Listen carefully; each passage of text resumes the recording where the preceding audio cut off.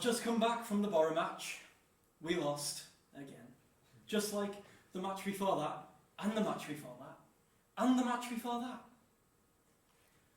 What is it about football that gives me this overwhelming sense of pride and joy that maybe, just maybe, we'll actually win this match? And then, what if we do? Will it completely erase the heartache and pain from the past few weeks? Maybe. If you aren't a football fan, you might be thinking, why do you keep watching? And if you are a football fan, you might be thinking, why do you keep watching Middlesbrough? I can't tell you why I love football so much. But I can tell you about how it started. I'm 5 years old. I couldn't care less about football. I have Tom and Jerry, Scooby-Doo, Looney Tunes. I couldn't care less about sport. One day, my granddad says to me, "Come on, son, I got you a ticket for your first football match. Hey!"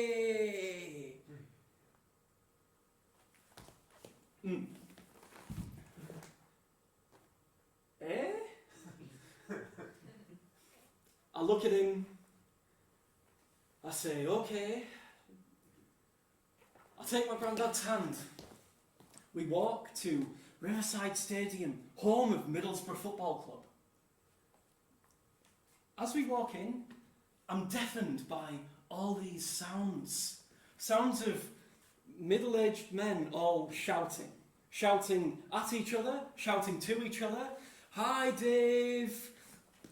Hi, Johnny." Ordering more beer or lager or dark fruit. And then some actually start shouting over here, shouting, "We love you, Borough, we do! We love you, Borough, we do!" And then it travels. It actually travels over the whole room until everyone on this side is going, "We love you, Borough, we do! Oh, Borough, we love you!"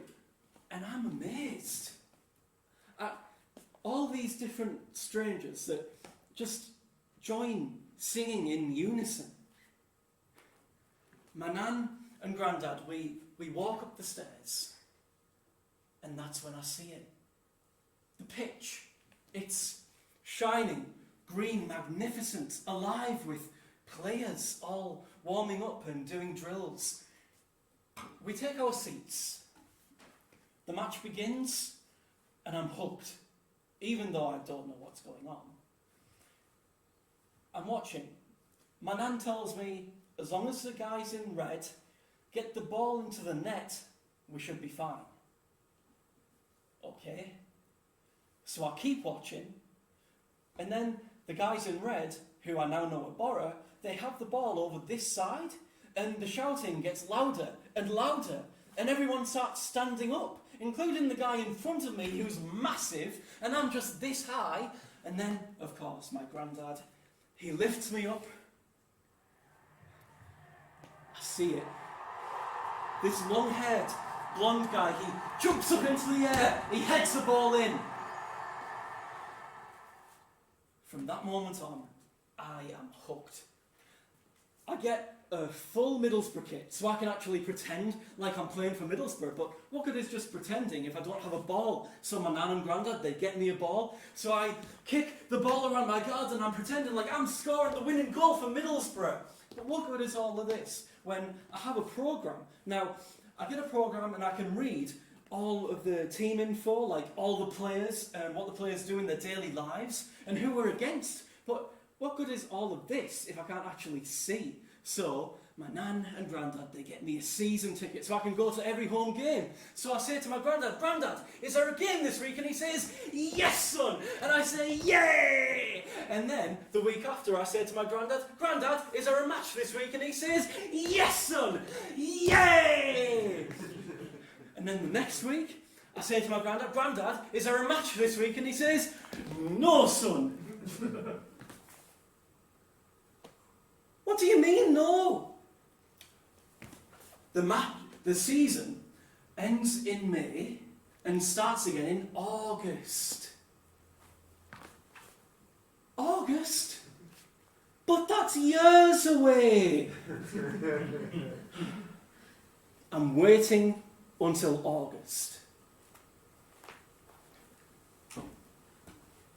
And then June comes.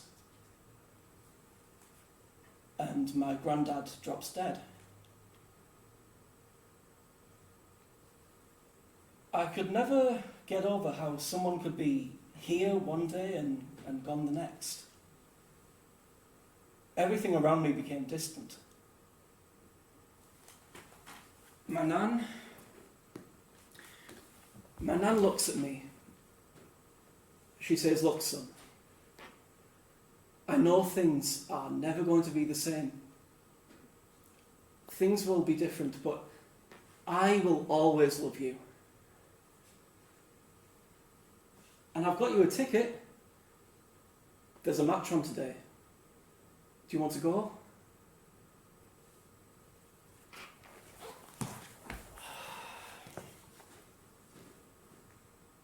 Not really. I don't want to be reminded of anything I did with my granddad, but my nan, she loves football just as much as me, and maybe even more. I don't want to let her down. Well, she's got me that ticket. It would be a shame for it to go to waste. So I take my nan's hand. We walk to Riverside Stadium, home of Middlesbrough Football Club. As we take our seats and the match begins, everything else fades away. I watch that match and I start to love football again. I was 5 then and I'm 21 now. I've been to every home game ever since.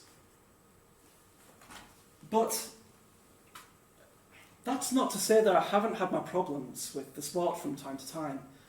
And no, it's not just the miserable and complaining fans every week on the radio saying, "Oh, a sombre longer is such a waste of space." Or, "Oh, even though we won 2-0, we still need to be scoring more goals." No, it's those angry, miserable, complaining fans that take it that one step further. I'll set the scene again. I'm 4. Before I've even seen a football match, Middlesbrough are against Bolton, the Carling Cup. Now, it's the EFL Cup, but it changes name from time to time because of money, because unfortunately everything in football is about money.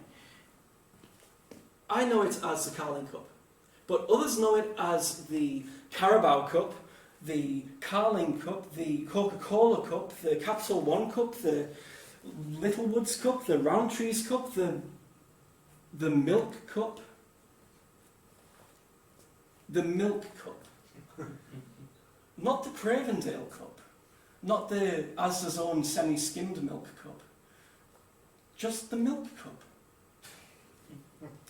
Football's very weird.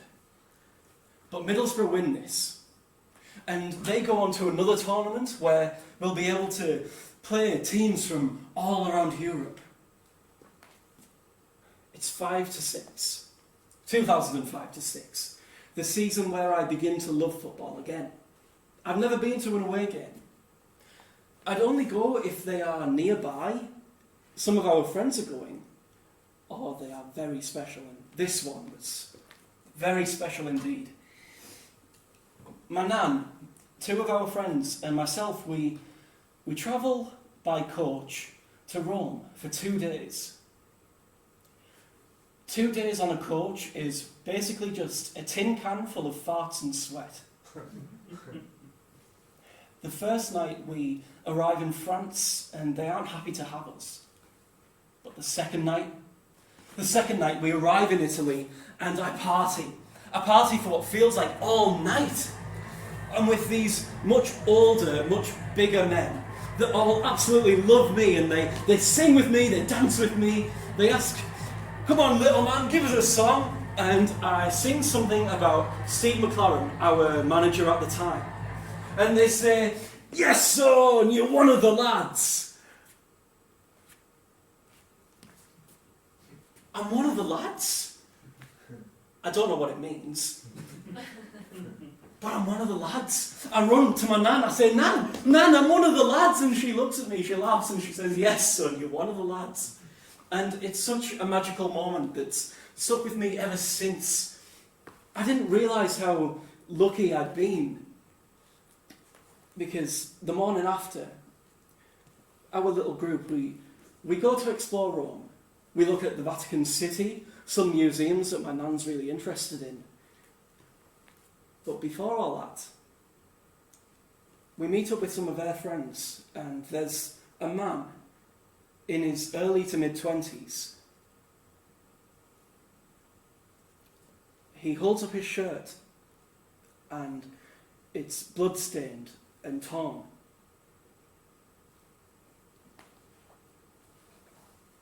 I'd never really experienced death.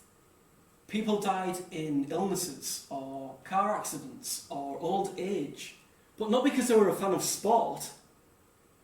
And why doesn't it happen in any other sport, like cricket or rugby? Why this? As we're going to get into the stadium, my nan and myself, we watch this Middlesbrough fan get borderline molested by a security guard who just turns and says, "Security checks." And my nan makes it very clear that if they lay their finger on me like that, there is going to be some serious, serious trouble.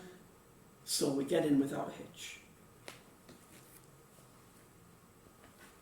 As the match begins, I'm watching it like it's any other. Until we score. And something over there takes my attention. Someone's lit a flare. There's two now.